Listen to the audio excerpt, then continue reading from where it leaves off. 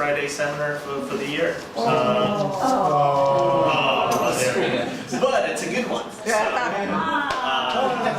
I'm sorry, dropping everything. So I'm happy to introduce Dr. Sonali Gupta, and I'm sure you all know who she is, and you're very excited to hear her talk, so I'm not going to take much of your time. I'll just give a couple of brief remarks. She's worked in India and in Egypt, and is a specialist in the Greco Roman period in Egypt, and she'll give, I'm sure, a wonderful talk about her work in Egypt today. She is one of our own, and she currently holds the position of Director of Public Affairs at the Cotsen, and is also a lecturer here. And I'm sure we're all going to enjoy her talk today. So let's welcome her.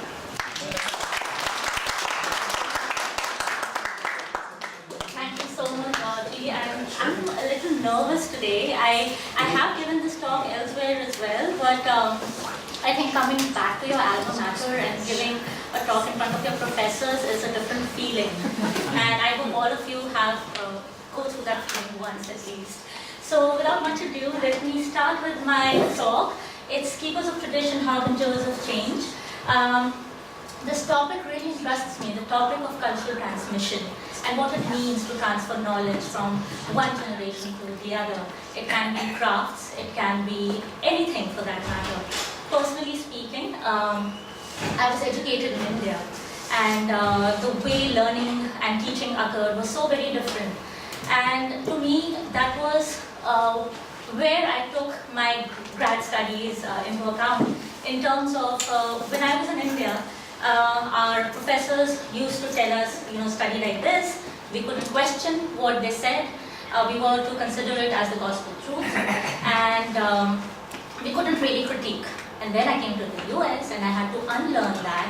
And in my first course, I had to critique the books that I was reading, which was very, very difficult for me. Here I was thinking that, I'm nothing, a nobody, and I have to critique stalwarts in archaeology who have years of research. But anyway, it was a process, and I realize now how important it was to think from that point of view as well. So it was about continuing the tradition I was engaged in, changing it, adapting to it. And so my obvious choice of my dissertation was on cultural transmission, learning, and learning about continuity and change. And that's where pottery comes into this picture. This picture was taken in Upper Egypt in a little workshop.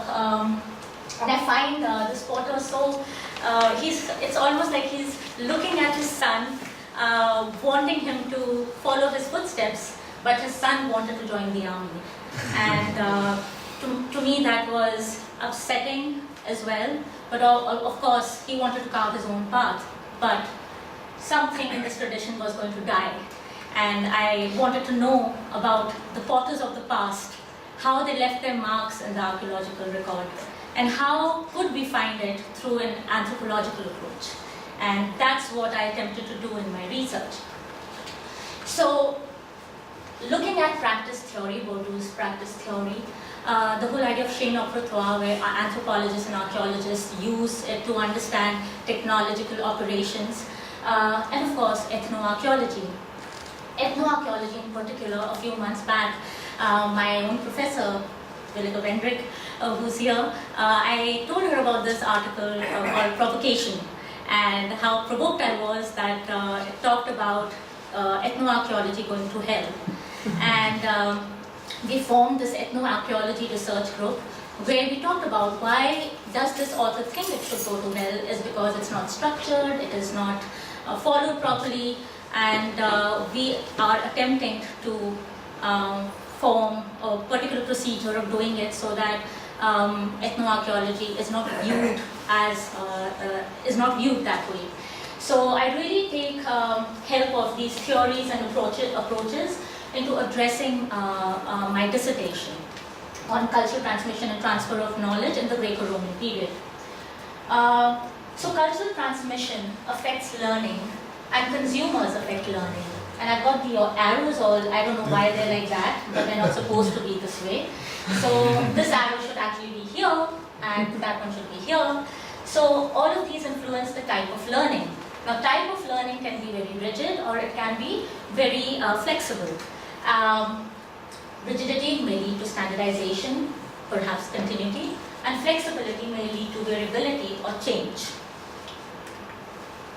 These are four photographs of potters kneading the clay in different contexts. They may be making the same pottery or different pottery types, but the way they knead the clay is so very different. Why is it different? What are the mannerisms? What have they inculturated? What have they internalized? What we can at least see snippets of this in these photographs. When we look at pottery workshops, we see the individual and the workshop. There are some similarities between workshops, but there are obvious differences as well. For example, workshop A is very different from workshop B in the way they practice, the habitus, the social institutions that influence these workshops, enculturation of what they observe, what they internalize, and of course apprenticeship, which starts very young. Communities of practice. When I started my research, I had the graduate student mentorship, and I thought it's the best way to start with a local workshop in Los Angeles to see what are the motivations of going to a pottery workshop, which doesn't have the consumer playing a big role. It's more the motivation is art and art forms. While you look at the workshop, this one is in Egypt, where the motivation is selling their produce and doing it fast, earning a living to support their families. Apprenticeship and enculturation.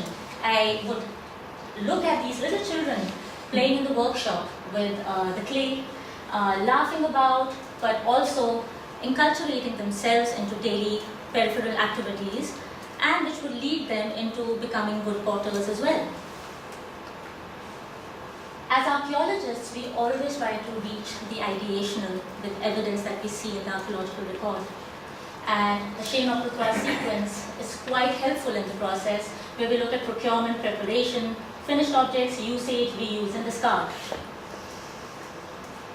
Again, if we look at the ethnoarchaeological approach, where we look at the source site, and this is inspired from Alison Wiley's article on analogies, where we look at the source site, you observe the contemporary record, make relevant analogies, look at the static archaeological record, infer from it about the subject you're investigating.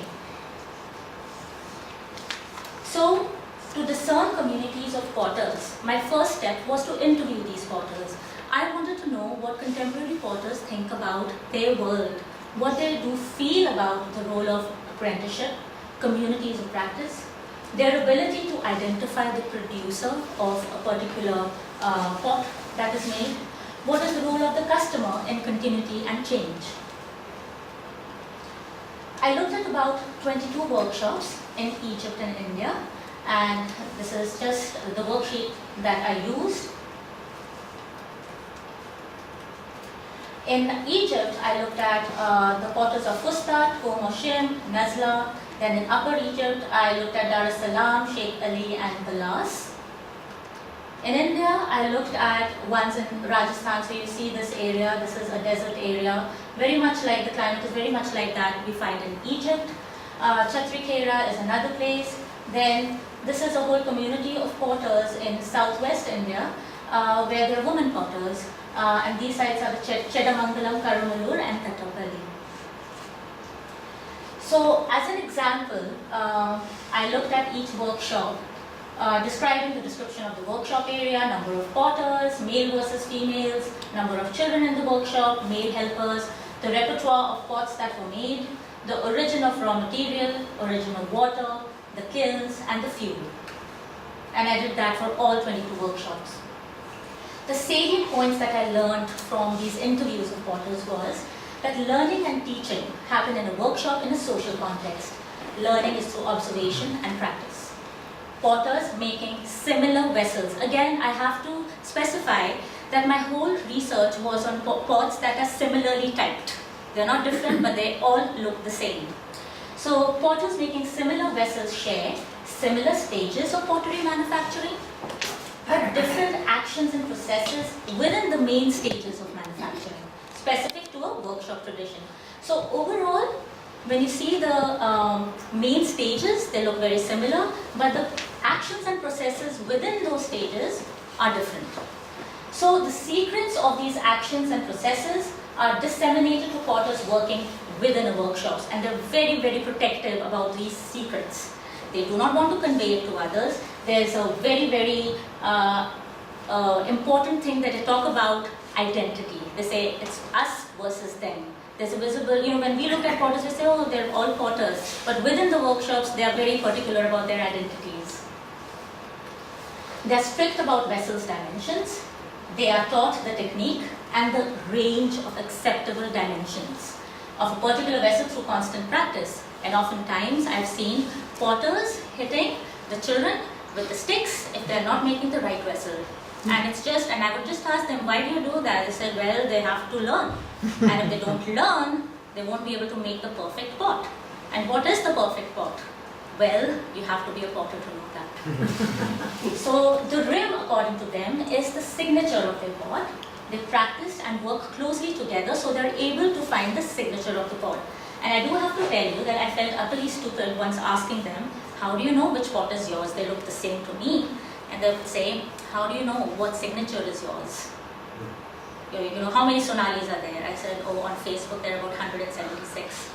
So if they all signed, would you know your signature from them? I said, of course I would. Well, they said, we do too. So that's when I really felt that there is more to it. So according to them, the customers are very important. They influence learning. And a community of practice of potters, their trajectory of continuity or change is dependent on demands of the customers. And these are the common features that I saw and that were narrated to me over and over again from potters in India as well as Egypt. And my questionnaires to them were very open-ended. I tried not to give them leading questions. And the answers that they gave me were more like them narrating how they feel about things. So my method that I adopted was inferred from these interviews. I used an ethno-archaeological approach where I looked at action analysis, activity and space, gestures and postures, transition diagrams, that how they transition from one action into another, and the variability of the pots that they make. And then I looked at the archaeological application of these approaches where I used visual examination, chemical analysis and metric analysis. And I go through experiments that I engaged in while doing this research. So the first one was scan sampling. These were timed observation periods and action coding, where I looked at intra and intergroup comparisons of activities, object and space use. I would just silently put myself in a corner and just observe what they're doing, making a map. The space usage for activities of potters points to similarities within workshops and differences between workshops. How they use space, how they interact with each other, when do they take breaks, why do they take breaks. So scan sampling of potters within and between workshops. The aim was to show similarities and differences between individual potters within workshops and between workshops. Total time spent in functional spaces for pottery manufacture. The reason was that with similarities and differences, you can see the role of enculturation and daily practice in a specific community of practice. The method that was used were 2 workshops where potters K and S were on one side, S2 and ABS, and of course they're all coded names because of IRB regulations. I cannot reveal the names, but they're all very dear to my heart. So there was scan for space usage, making the khashbuha, which is a flower pot, every 5 minutes for a total of 120 minutes. So here that he's having his tea break right now. And he would just stand in front of me to show that he's taking a break. So scan sampling of potters within workshops, you have Fustat 1, that's one workshop, and Fustat 2. If you see the activity area, K and S are very similar when they are working. Here in Fustat 2, there's no trampling. And of course, I knew that because they have different helpers helping them do the trampling work for the clay.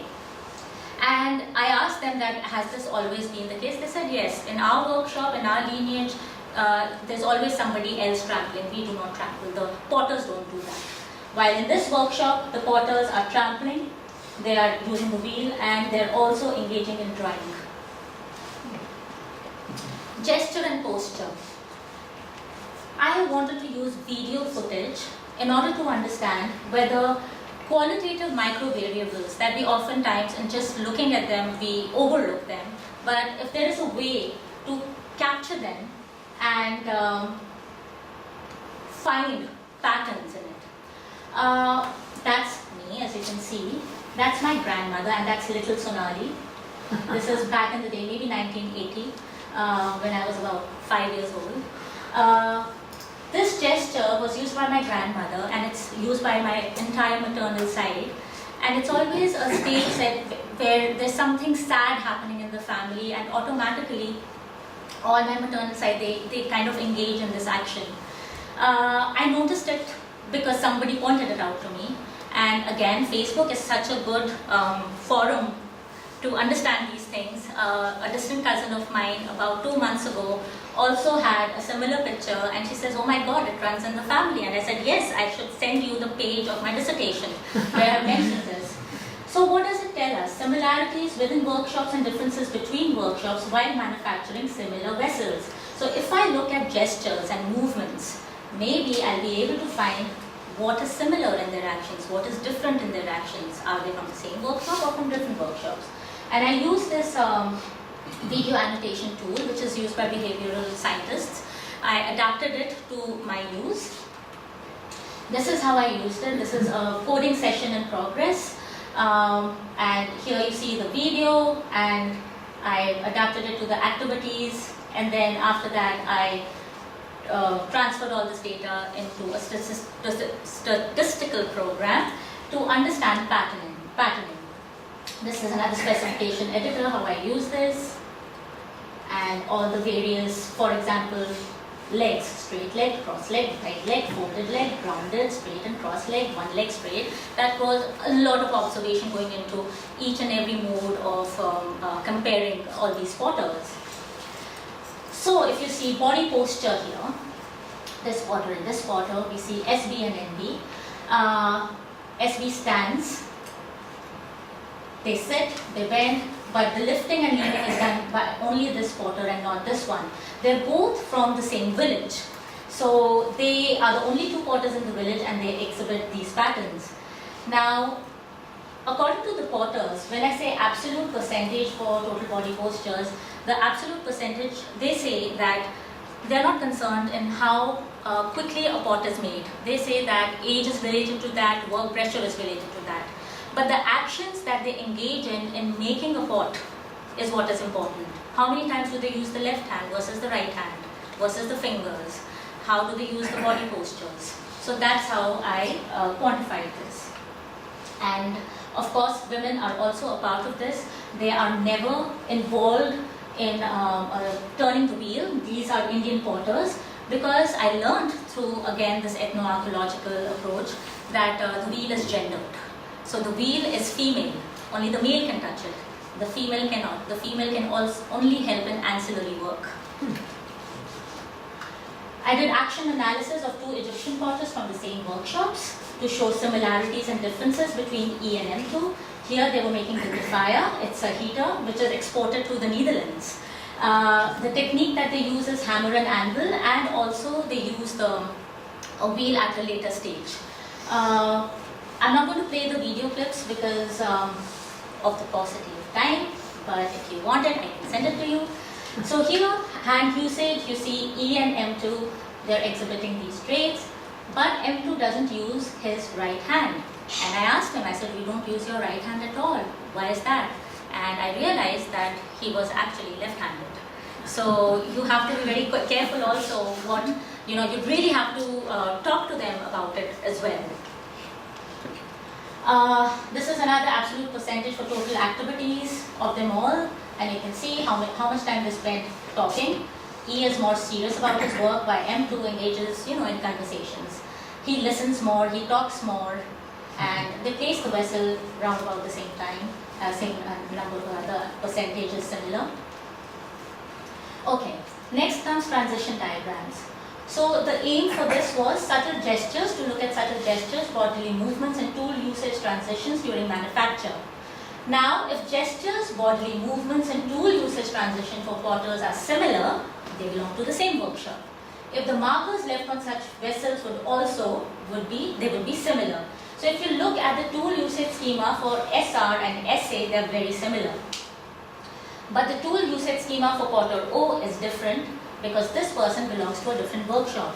Again, I have to stress they are making the same type of vessel.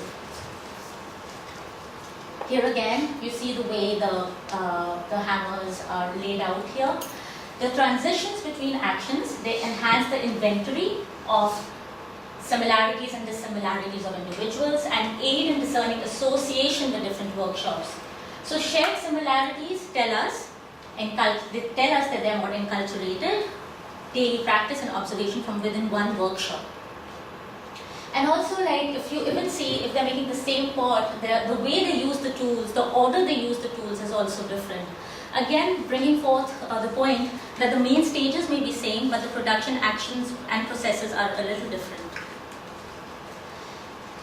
Then I investigated the detailed observation of production actions. Here, my aim was to gauge if there is variability in production actions within the framework of chain of repertoire of adjacent workshops manufacturing a similar vessel.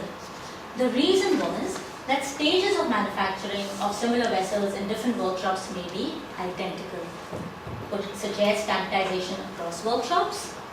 The production actions of manufacture within main stages of manufacture, could it suggest variability across workshops at a micro level, where every individual your expression is within a workshop but within certain parameters as well. So I observed activity. So this was one of the examples where the production sequence starts from raw material procurement to the readiness of clay paste in 3 workshops. And as you can see, all 3 are so different, but all 3 make the same kind of pot. Again, the production actions and processes are very different even though the main stages are similar. So community of potters may be discerned by analyzing time spent in production space, usage patterns of space, gestures and movements, transitional phases, observation of production activities. Now, with the markers of transmission in an ethnographic context, I needed to find a way that I could transpose these methods in the archaeological context to interpret about a specific habitus. Of course, activity patterns have to be noticed with potters who are living. I do not have that. I do not have the gestures and postures. I do not have the Greco Roman potters and the transitional activities. What do I have is the mixing of clay and temper recipes, perhaps if I could observe them through visual examination, petrographic analysis, chemical tests or trace element analysis. Now, I thought 2 and 4 would be really tough. Pressed on time, Egypt is volatile. What is the best way to do it? Visual examination and chemical tests. So, looking at that, in the archaeological context, markers found in the archaeological ceramics by visual analysis of similar sherds to show similarities of temper within workshops and differences between kiln areas of possible workshops. Spot chemical tests on similar rim sherds. So the scale of reactivity to ascertain similarities and differences in the constituents of the fabric. And I would make fresh breaks of the fabric itself, which would be really upsetting to people who see, potters just breaking pots, but it's so essential to get to the matrix. So as an example, C2B was my sample in kiln area this. It was a casserole tile. The inclusion types was some or all post-depositional carbonates. Void forms were this irregular ROMs. The reaction with HCl was at the scale of 2. And frequency, and I had this whole scale, reactivity scale, and the frequency was this. So the aim was variability in sub-processes of adjacent workshops, manufacturing a standardized vessel in an archaeological context. And the reason was to corroborate the results of chemical tests showing presence of carbonates through reactivity to hydrochloric acid. So I conducted a visual examination for inclusions in the cross-sections of samples of cooking vessels from kiln areas, C1 to C6, these were the kiln areas in Karanis. and I'll show you a map of where the kilns were in a little while. So this was how I did the reactivity tests and the void form, so combine the visual examination with the reactions as well. So for example, C1A, 0, C1B, 0 reactivity, C2A and B, and these are, so the first two are from the same kiln area, they do not show reactivity. The ones from here, they show similar reactivity. So just to tell you that I was trying to gauge how similar or different they were in terms of reactivity. And this is my favorite part, looking at India and Egypt in terms of ethnoarchaeological experiments. And this was a time I really engaged, and I wanted to test the veracity of the statements of potters, of how true they were, of what they really said, did they really believe it. And of course, this is a potter who's, they carry on their daily activities. I stayed with them in this village for a month in India at 2 separate years. So it was a chance for me to know their families and how they distribute their day. So experiment 1 was to prove difference in rim thickness of vessels made by potters from 2 different workshops manufacturing similar vessels. The reasoning was that potters say that they can recognize their work and it is linked to rim thickness. Now I know that in the archaeological record, you find a lot of rims just strewn around in the archaeological site. For me, it would be the obvious choice to just pick up rims, but I did not want that obvious choice to come from me. I wanted to be neutral in that approach, and it is very important as an ethnoarchaeologist that when you go into the field, you're neutral, you don't carry your own assumptions and your own baggage. So, I had to do this experiment. The method was that we took 52 ballast jars made by 2 potters, AH1 and AL, and measured them for their rim thickness. Now, AH1 and AL belong to separate but adjacent workshops. Here, this is a potter from Nazla, who's actually showing me how important it is, and he actually goes overboard here. He started putting his hand on every pot. He said, it's very important, it's very important. I said, I know, but I have to still test you. Okay, so here we see the box plot showing rim thickness of vessels for potters AH1 and AL, and that's an anomaly here. The density plot, and I have to thank Alan Farahani to, he guided me and he said, you need density plots. So I had to make these kernel density plots, and I did not have the time to work on R, and I tried to write down the code on SPSS. I don't know how I did it, but I couldn't do it now. But I think necessity is the mother of invention, that's true. So here we see different means and similar spreads for AH1 and AL. There's a unimodal distribution that shapes in the rim thickness measurements. So 2 potters have a different target thickness for the rims, is what is seen here. AH1 and AL, you see their coefficient of variations, 5.79 and 4.85.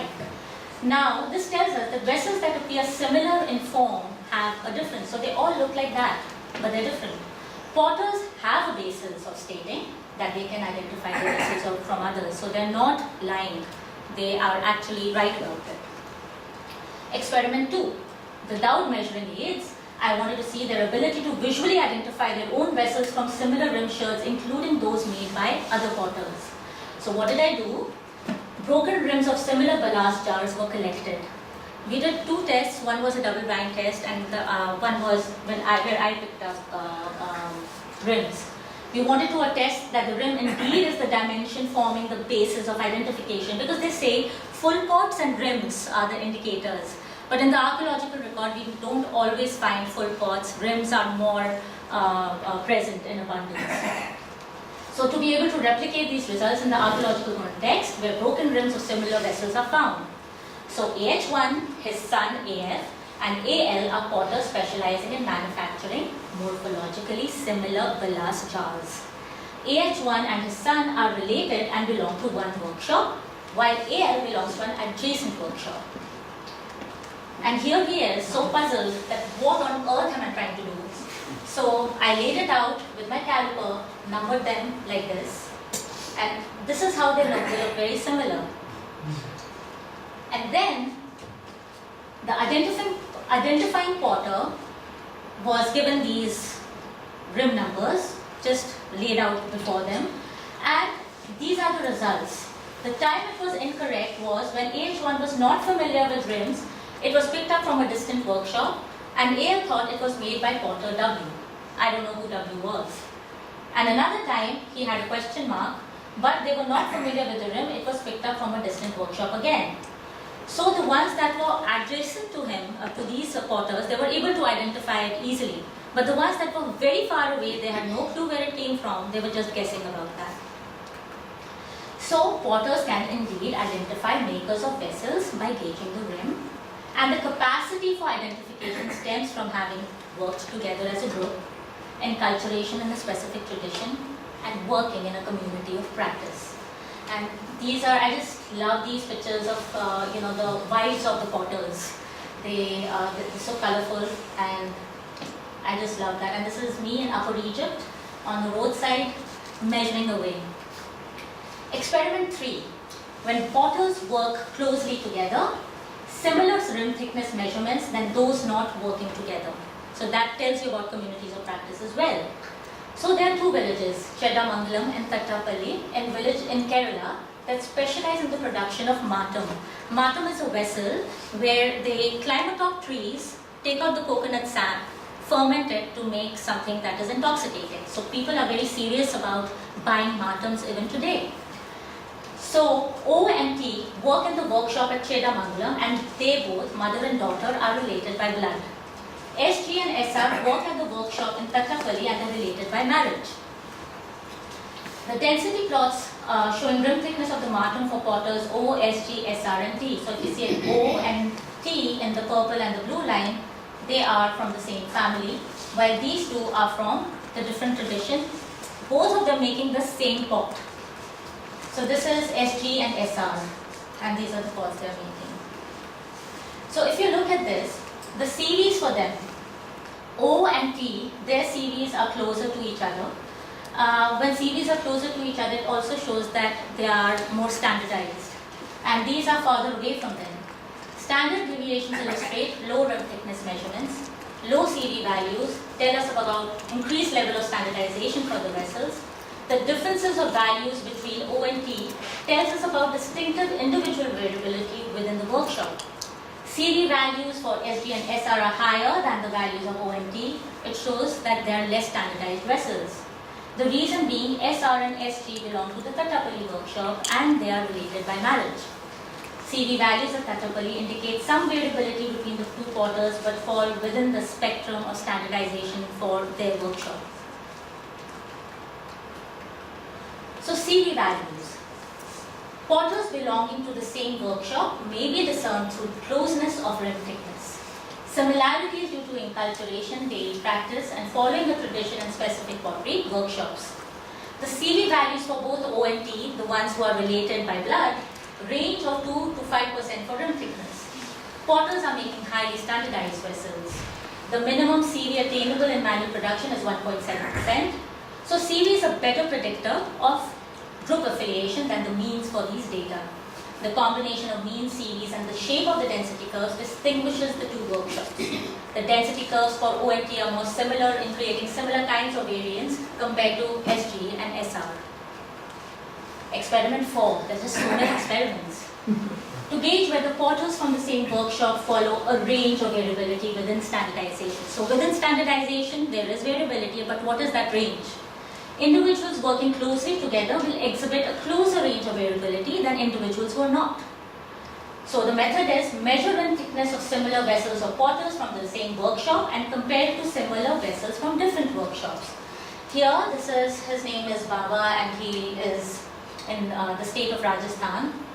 Very serious about his work. He gets up at 6 o'clock in the morning and just keeps making pottery all day. So these box plots show that Baba and MK seem closer together than BL. Here we see BL, this is the guy who is not from their family at all. Now Potters follow a constrained range of variability when forming the rim. Baba and MK are father and son. They do not go below the 9.27 millimeter mark or beyond the 12.39 millimeter mark. BL did not go below 12.08 or beyond the 15.78 millimeter mark. An overlap is noticed between them, a part of Baba and BL's range of measurements between 12.08 to 12.39 mm. Now, is this overlap critical? I will come to that after a little while. Experiment 5, reverse order test to identify producers of vessels. The reasoning is finding range of variability can be transposed to archaeological sediments to identify specific workshops of vessels. So this experiment had two parts. I was in this village and I was observing these two for a very long time. I wanted to measure the rim thickness of these potters manufacturing the same vessel on 2 different days, and then do a reverse order test to identify the producers of vessels on the basis of rim thickness measurements. I learned from the first step that greater variability in the rim thickness of vessels was made by SB than NB. NB seemed to consistently aim for a certain size. Even though the pottery made by the two potters was morphologically standardized, the rim thickness measurements for the vessels point to either individual variation or different communities of potters. I then went to the village to identify the producer of vessels by measuring pots in the village. And I just entered homes, knocked at them and said, can I see your pot? And they said, why? I said, I need to measure it. But please do not tell me where you bought it from. I will tell you from whom you bought it. They were like, how will you do that? I said, well, I have powers. And my power was the caliber. So I did this with the pot owners, the rim thickness, and then NB and SB. And most of the times I was correct, except H and I was correct in that, but they were unknown. And I said, you did not bring them, buy them from this village. I said, how did you know that? Did you follow us? I said, no, I didn't. I just know. And it turns out that they had gone out of the village to some distant place and bought pots from there. Now, this was all very controlled because there were only 2 potters in this village. But it gave me an idea that identification is possible. What do I need for this? I need chronological control. Is it possible to do it at the site? It's difficult, but I attempt it nevertheless. Now, I talked about, when I was talking about Baba and NB, I was talking about whether the overlap is critical. Now, there's something called the cumulative blur effect, where it increases sample variability but does not obscure the overall homogeneity of ceramics. So sometimes when I'm talking about the range, there's overlap between the measurements, right? So individual potters may not be known, but the range of measurements may be known. And that could be the distinguishing factor that separates communities of practice or workshops.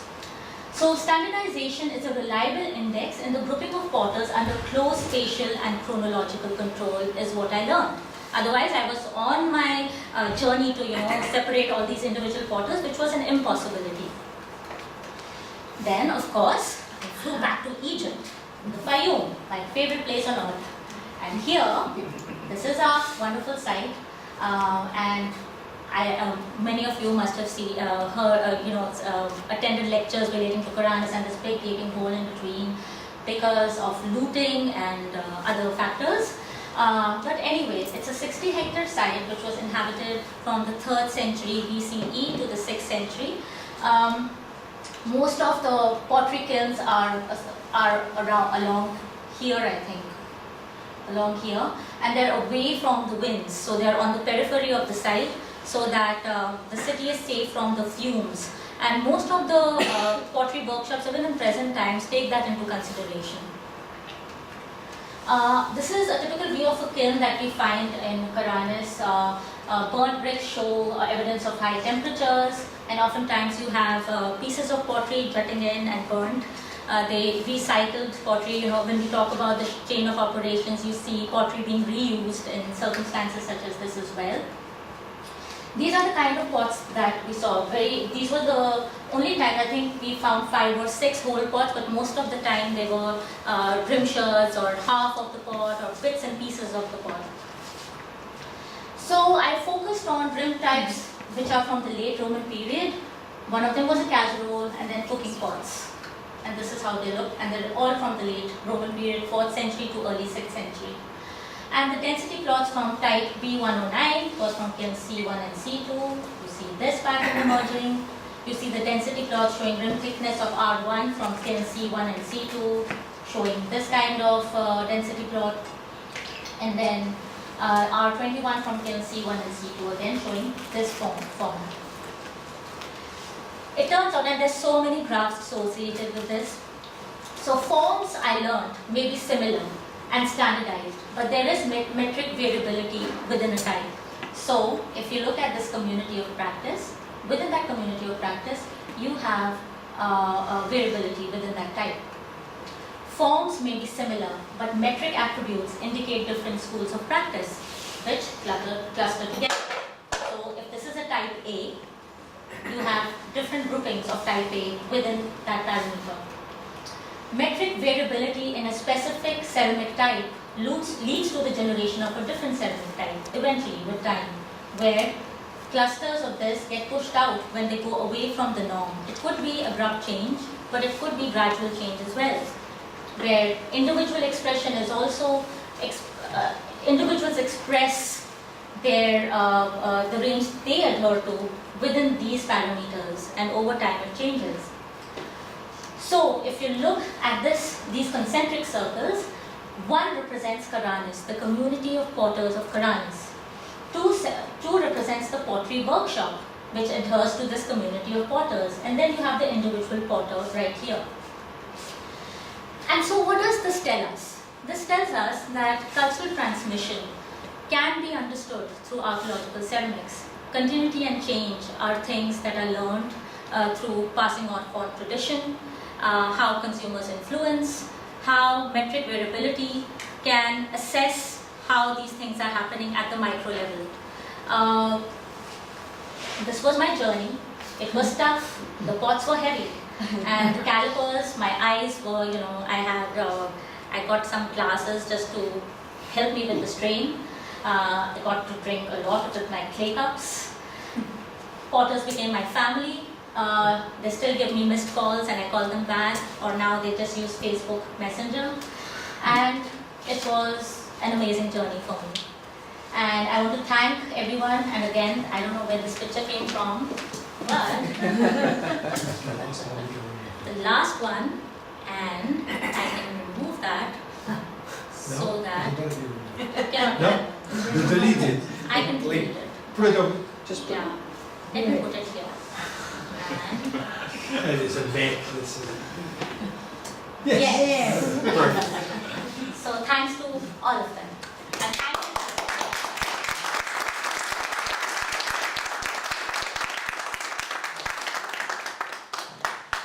If anybody has questions, I would love to take them. Yeah. So, in your work, apart from rim thickness, did you notice any other part of the vessel being particularly diagnostic for the potter? So, For the potter, he would always say it's the whole pot or the rim thickness in terms of identification. And this is what I went by. When we look at diagnostics, we keep the handles, we keep the rims, we keep the base. But for the potters, it was the whole pot or just the rim. And and I did check the veracity of the statements, and it turns out they're right. Could you tell us a little bit more about this article on ethnoarchaeology that you found discouraging, Yeah. something recent? Yes. Maybe we should be aware of it. send Oh, that to is you. all over the internet, yeah. But when I was discussing, I was so depressed when I went to Vilika, and Vilika said he has a point though, and then I reread it, and it seems that because we need to publish more so that ethnoarchaeology is perceived the right way, because ethnoarchaeology is just not about going to the field, doing a little work and coming back. It's a prolonged affair. It has to be done in a systematic way. A questionnaire, for example, you just can't pose questions and just get answers. It has to be structured. And there's a difference when anthropologists do ethnographies. They follow a certain certain books, the field method, and as ethnoarchaeologists we don't have that. And I think it's time that we publish something which is very well defined. So, and in our ethnoarchaeology research group, what we are currently doing, everybody is presenting their case studies and trying to interpret what ethnoarchaeology is for them and how they use ethnoarchaeology, so that we can widen the definition of it. And I can send you that article and ask you how do you feel about it. Pardon? It's an article by Gossamer. Yeah. And he actually used ethnoarchaeology for his own work in the Cameroon, and then now he says it's utter nonsense and we should not use ethnoarchaeology at all. So we are trying to resurrect ethnoarchaeology, because I think we get a lot of insights into it, and I think it is not done properly by the vast majority of people. So we need to make sure that it is done properly. So, yeah. Yes, Alan. Hi, Sonali. Thank you. That was great. So just a question on the learning in the communities of practice side. So aside from hitting little children with sticks that were doing it incorrectly, did you notice any commonalities in the ways in which the master potters, so to speak, would teach the apprentices, whether kin or not? So did you see any specific things that people were doing over and over, or that was similar between India and Egypt? I know one thing, that in Fustat, for example, there was this potter who started late. And the master potter would get so frustrated with him and say, you do something else. You're just not fit for this. And he would say, I'm trying. And this was this constant tussle between them. He would get frustrated and he would say, I'm trying. And he said, no, it's not good enough. And he would be nicer to the little kids. So it was almost like they have this whole training period. And this whole thing is being, broken with the modern ways of living. This whole transmission is breaking down because people are not happy. Plastic has taken over their lives, and it's changing. And I do find that in India and Egypt, the potters, they deal very similarly with the apprentices. They teach within their group. They're very, very particular about how they teach them. So they are uncles or cousins. They're always related, and in both the countries I've seen that. And women are always away. Except in India, in southwest India, the women potters are using just the hammer and anvil. They do not touch the wheel. The marketing is done by the men. And at least 2 of the women in one of the workshops, they had master's degrees as well. Yeah. And they said this is our tradition and we follow it. So it was very pleasing to see that. Yeah. I'm wondering, did you see any kind of correlation between amount produced and skills? And so and who made the most success of their business, or is it more related to ambition? I think Like the guy who pointed out in India, he said he worked really hard from dawn till dusk doing his pots. Yeah. Well, that doesn't, maybe his neighbor doesn't have to work that hard and can produce just as many. So I'm wondering what the difference is there. I think they have more of how much business they have and deadlines they have. That's one of the things. And they keep working. I know that in the monsoons, they are resting most of the time. So they have a certain goal to achieve, and they say it's not the time taken to complete that it's important. It's the number of pots that we make is important. And they just have a deadline for that. So that's how they operate. And they also constantly play with designs to see what may work. And if it doesn't work, they just don't produce it anymore. So I feel they make a lot of things which they export to Europe.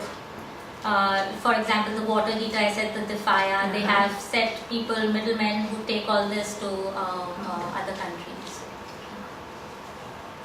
Thank you very much. I thought that was really quite fascinating. I didn't realize just how much you had been involved in visiting all these different villages. And if you go now to an archaeological site with your calipers, you could tell us the difference among what you have of the rims. You could perhaps propose? I don't think it is as easy as that. Like I said, I need to have spatial and chronological control. And here I was focused on the kilns. So I was spatially controlling that, and at the late Roman period, the rims that I chose. Because again, if I'm just looking at the site, I'm bound to have a lot of cumulative blur effect So here, because initially I thought I would be able to segregate individuals from that, but I can't do that because I started looking at the range of variability, that what are the parameters which they don't go beyond, and the kiln was the best place to focus on that because families tend to work in the same kiln together. So just going to an archaeological site and just picking up and measuring is not enough. It's a process where you have to factor in all these other things as well. Well, you're going to have some interesting projects, I'm sure. I hope so. Yes. You showed us a slide, an image of painted pottery. Yes. And how does that fit into this? So the women paint, the men don't. So they produce the pot and then the women paint it, and then who glazes it? They don't glaze it, but after sometimes just when they're leather hard or something, they paint them, or after they are dried, they paint them. But there's a tradition of painting them with white, and there are certain villages in India, especially in the western part, that follow the same form of painting that you find in the Harappan pottery as well. Some of the motifs are very common, like the people leaf and things like that. But it's always women, men don't deal with painting. And then if you just analyze the paintings, you can see similarities from where the women have come. They've kind of, and I think Caroline Kramer did a lot of work on this, looking at how the women from the married families, how they go into the other village and they bring their traditions of painting. So did Jim Hill. He did the same thing. Okay. Pottery in the Southwest. Okay, yeah. Very good. Thank you. Thank you. What's the fuel?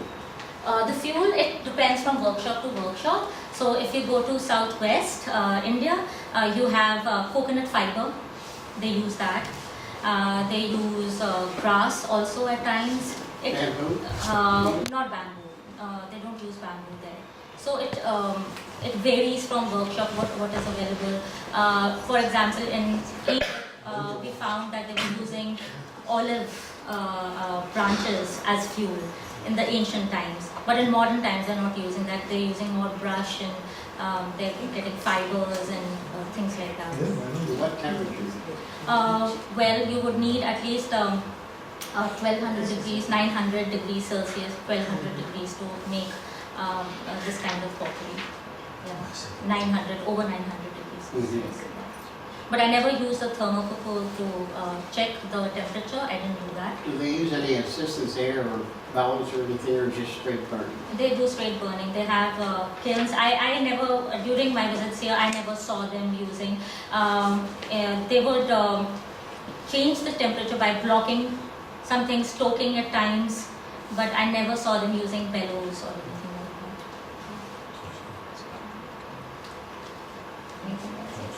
You mentioned that temper could also be indicative of different workshops. I was wondering, for your Karanis samples, did you find that temper types or amounts correlated with the differences in rim thickness? That might indicate, that's the same workshop using a similar recipe for the paste. I looked at certain aspects of it, but I didn't look at the rim thickness part of it. I just was looking at rim types and just seeing how are they different. But yeah, That would be interesting. yeah, that would be interesting to see. Well, if there are no more questions, then join me again in thanking